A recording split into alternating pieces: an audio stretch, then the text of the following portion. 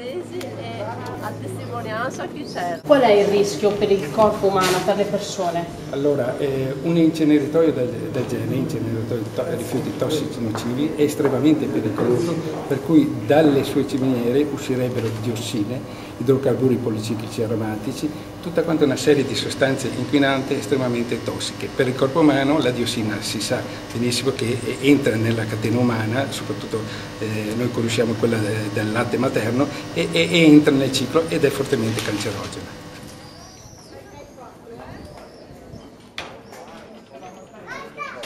L'inceneritore SG31 che inertizza i fanghi tossici della laguna veneta di 50 anni di sopruso alla laguna, quindi fa il trattamento contro la diossina per rendere inerti, diciamo così, viene detto, questi fanghi, inquina fortemente, quindi devono essere valutate in maniera molto più seria, più intelligente le conseguenze successive a riattivare un impianto di questa portata.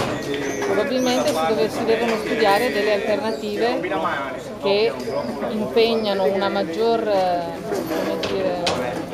studio a livello di scelta della tecnologia adeguata, però che sul lungo termine garantiscono il mantenimento dell'ambiente e soprattutto garantiscono la salute dell'uomo, perché i fumi che vengono immessi in atmosfera hanno portata devastante poi sulla salute delle persone e noi ci preoccupiamo per la salute dei nostri bambini perché sono i soggetti più a rischio. A Marghera ci sono già inceneritori industriali e anche di rifiuti urbani e questo si somma all'inquinamento storico ma esistente ancora adesso dell'industria chimica, petrochimica e anche di altre industrie che comunque ci sono, anche se meno impattanti. Ora c'è un preciso punto del piano regolatore di Venezia che dice che non si possono accogliere altre industrie tossiche di primo grado, non si possono trattare rifiuti esterni alle attività delle industrie esistenti o al comune per quanto riguarda gli urbani. Ora non si capisce con quale facoltà la Regione possa dare questa autorizzazione. Ci sono poi anche altre questioni che la Regione ha già delegato alle province di prendere comunque queste delibere, queste autorizzazioni e ha di nuovo cancellato una sua direttiva riprendendosi un potere che aveva delegato ormai 4 anni fa. Questo è in più e ricordiamoci che anche la provincia ha dichiarato solennemente all'unanimità che è contraria a questo ampliamento di un inceneritore, quindi io credo che ci sono tutte le ragioni per sperare in un successo di questo ricorso al TAR.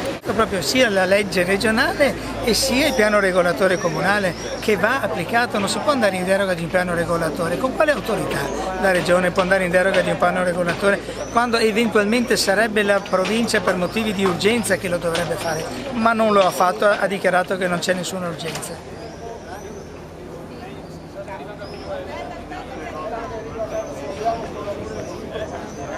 Di Medicina Democratica e dell'Associazione Bortolozzo.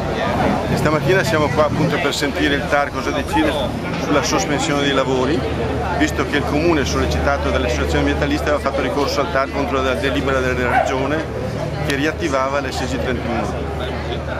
Il ricorso è stato fatto sulla base di motivazioni molto valide, molto sostanziose.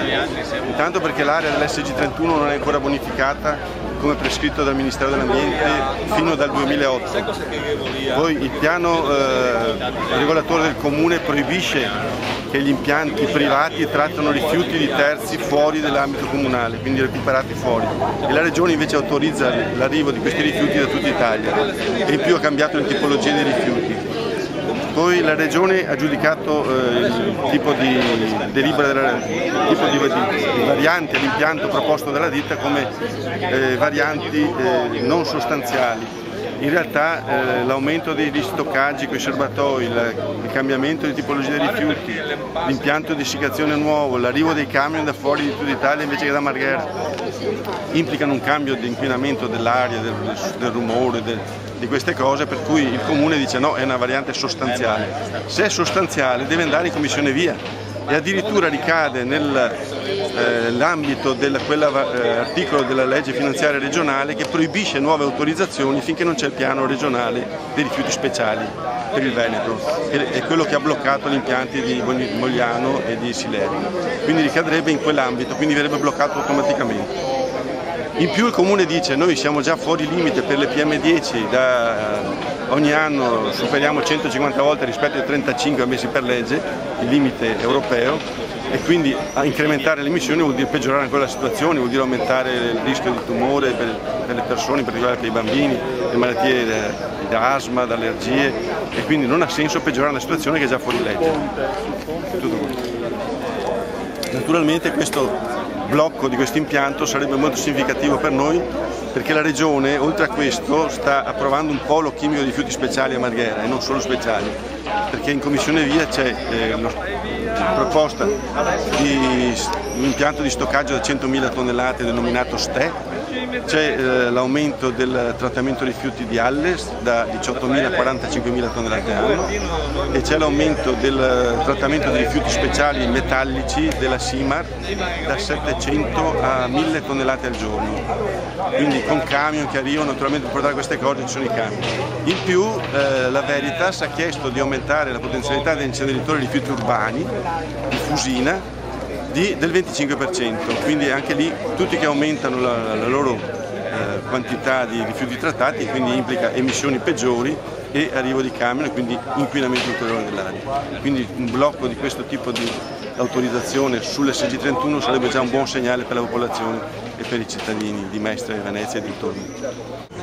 In più il Comune dice: nel nostro Comune siamo fuori legge con le polveri sottili per 150 giorni all'anno rispetto ai 35 ammissibili per ormai tanti anni, autorizzare questo altro fonte di emissioni di PM10 cancerogene con diossine, metalli pesanti, furani, fluorurati, peggiorerebbe ulteriormente, quindi è assurdo che essendo già fuori legge autorizziamo ancora altri impianti che peggiorerebbero la situazione dell'aria.